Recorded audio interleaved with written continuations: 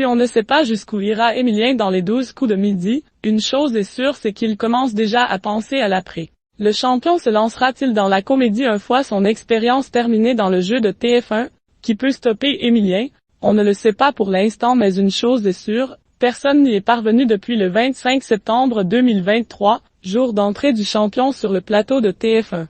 Le candidat ne s'attendait sûrement pas à voir sa vessie chamboulée, à devoir mettre ses études d'histoire sur pause ou encore se retrouver avec des gains et des cadeaux dépassant les 2 millions d'euros. Interviewé par nos confrères de Télépoche avec Jean-Luc Reichmann, le compagnon de Jessica a notamment évoqué certains pièges de la télévision dans lesquels il a tout fait pour ne pas tomber. Par exemple, pendant longtemps, j'avais choisi de me mettre en retrait des réseaux sociaux. Mais il y a eu tellement de faux comptes à mon nom que j'ai décidé de reprendre le contrôle et aujourd'hui, j'ai des comptes Instagram et X, a-t-il dévoilé. Émilien bientôt à l'affiche de Léo Mattei, puis Jean-Luc Reichmann d'ajouter au sujet des pièces de la télé, se laisser bercer, emporté par la médiatisation. Accepter n'importe quel projet qu'on vous soumet parce que vous êtes dans la lumière. Et puis, être confronté à la violence des réseaux sociaux. Et à propos de cela, Émilien pourrait-il jouer dans la prochaine saison de Léo Mattei comme l'ont questionné nos confrères? La question ne se pose pas, mais en tout cas, je prends déjà beaucoup de plaisir à découvrir les coulisses d'une émission comme les 12 coups et ce serait intéressant de découvrir celle d'une fiction, a-t-il d'abord répondu.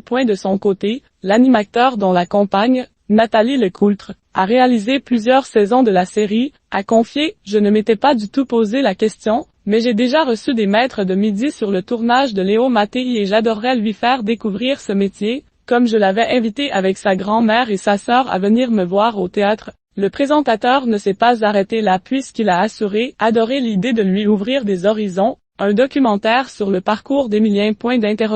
Vous savez, il y a d'anciens maîtres de midi qui sont devenus écrivains, scénaristes, concepteurs de questions chez nous.